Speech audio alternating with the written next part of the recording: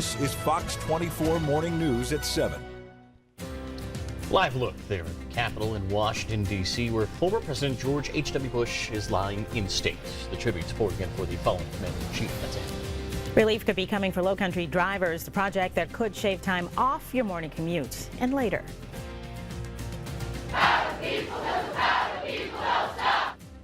Protests breaking out overnight on North Carolina College campus, why students are up in arms in reaction from university officials. First, though, it seems like the rain has finally gone. Yeah. But for how long? Yeah, meteorologist Emily Gracie is here this morning. Emily, all right, we'd like a preview of what we can expect now for the rest of the week. All right, well, the rest of the week is going to feature a lot of sunshine. It's going to be sunny and dry today. That's for sure. Actually, a really nice day on tap, but it is cooler out there, so you will need those jackets this morning as we are in the mid-40s in most locations. Places like Walterboro, though, we've dropped down to the low 40s. Some chilly spots out there, not bad. Mount Pleasant at 46 degrees. So we're sunny and dry today. High pressure has taken over. That front is gone, and we're going to see a lot of sunshine in the forecast today. So as you're headed out the door, grab the jacket. You may not need it later, though. While we are sunny and dry through the day, those temperatures will make it into the 60s this afternoon, and then falling back into the 50s by about 5 p.m. Now we are in for some chillier temperatures. I'll let you know which days this week we stay in the 50s and which mornings we may drop into the 20s. That's coming up.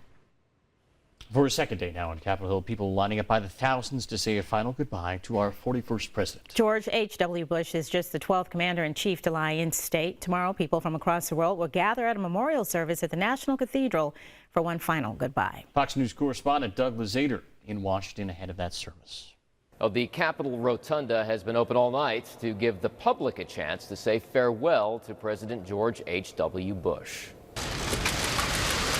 A salute to a life of service.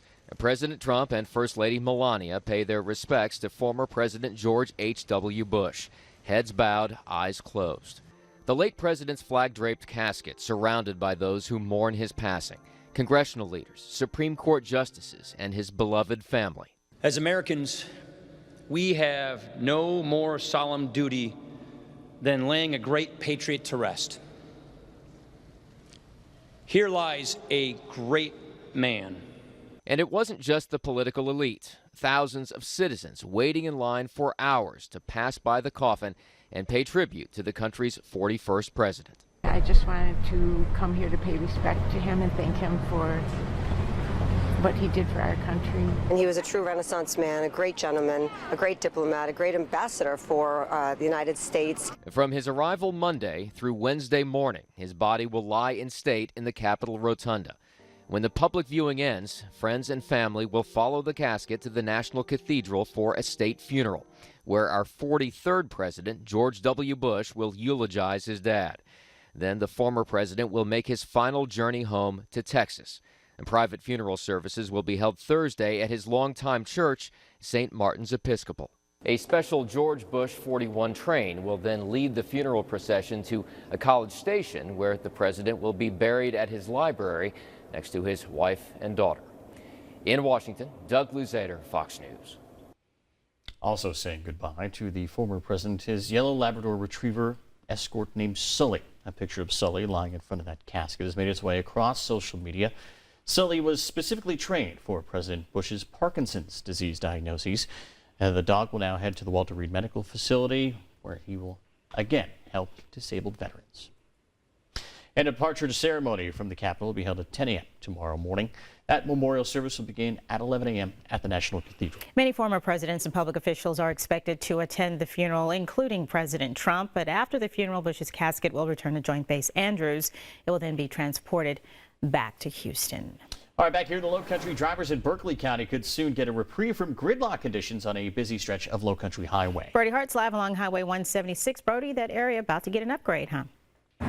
Yeah, Tessa, that's right. Berkeley County leaders plan to widen this stretch of US 176 eventually in 2021, they say. They're hosting a public meeting about this later today. They want to double how many drivers can fit here on this road. And it's going to be quite a while, though, until that actually happens. But this widening, it's going to start eventually right here At the intersection of 176 and 17A in Berkeley County, this widening would stretch 4.7 miles up to Nexton Parkway. We're told it is a $40 million project. It would also improve intersections along the road. But neighbors here that I talked to, they told me they think US 176 is dangerous. That's just because of all the traffic. They say more traffic's led to more accidents, and all the homes built in the next community in the last couple of years have added to the congestion.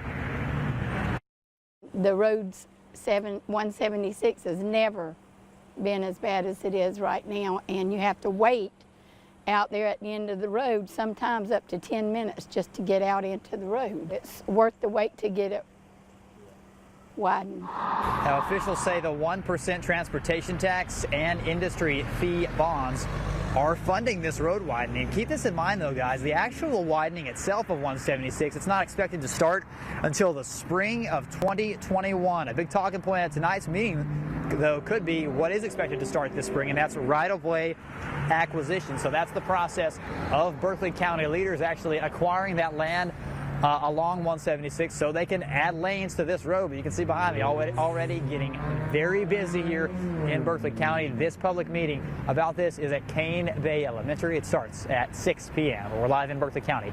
Tessa and John, I'll send it back to you. Thanks, Brody. Other major transportation plans are also in the works for 3 Low-Country counties starting next Monday. The community can give feedback on the plans for Berkeley, Charleston, and Dorchester regional transportation plans. Dorchester's meeting will be Monday, Berkeley's on Tuesday, and Charleston counties will be held Thursday of the following week. These meetings will help with decision-making on transportation improvements and spending in the region for years to come. Dorchester County deputies still searching for a suspect who shot 3 people. That incident happened Monday morning on Barrett Street, right off Ashley Phosphate Road. We're told that the victims were able to drive themselves to the hospital. No word what started that gunfire. The Low-Country said goodbye to a local hero. Volunteer firefighter Katie Doobie was laid to rest on Monday. She was killed in a car crash last week. Doobie was only 23 years old and was raising 2 daughters. Her fiancé now raising the couple's 2 girls, a 4-year-old and 2-year-old. He says outpouring of love and support is what's getting them through this difficult time. We're all here as one. We're all going to get through it. I mean, it's bad that my daughters ain't got a mom to grow up with now, but we still got daddy here.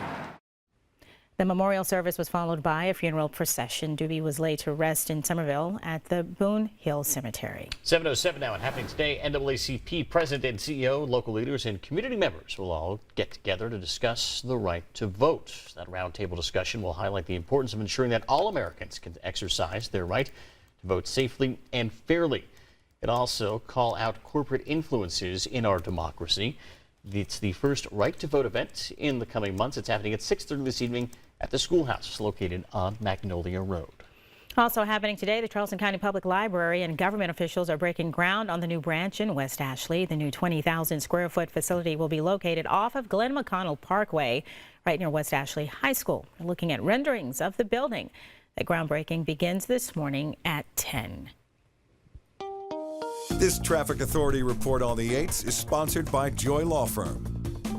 We begin right now with a wide look at all of the major highways here across the Low Country. We're starting to see some slowdowns here along 520, seeing that yellow and that orange creep in, and especially here along I-26 as folks are coming out of Somerville and heading into North Charleston. We have a couple of wrecks we need to let you know about along Latson Road and Lincolnville Road. No details coming from that crash scene as of right now. No reports of injuries as well. We have another crash along James Island. No details coming from that crash scene along Folly Road and Maybank Highway, but it is slowing things down in that area. Drive times right now, if you're traveling along I-26 from Somerville to downtown Charleston, the drive time is 34 minutes, 21 minutes in the westbound lanes. Now let's switch over to our traffic cameras and take a live look outside at 26 East and West at the College Park Road exit. You can see traffic is kind of at a standstill in this area. Now coming up next, we'll be taking a look at maybe some alternate routes to get you around this and a look at drive times along 526 from West Ashley to Mount Pleasant. John, Tessa? Still ahead this morning, multiple Low Country restaurants making the cut for the top fine dining restaurants in the country, where you should book your next dinner reservation. And preparation is key. How to be sure you and your wallet are prepared for whatever the economy throws at you. A cooler morning out there this morning with temperatures in the 40s, but we are in for a nice sunny day today, and we will get into the 60s this afternoon. I'll let you know which morning this week we may drop into the 20s. That's after the break.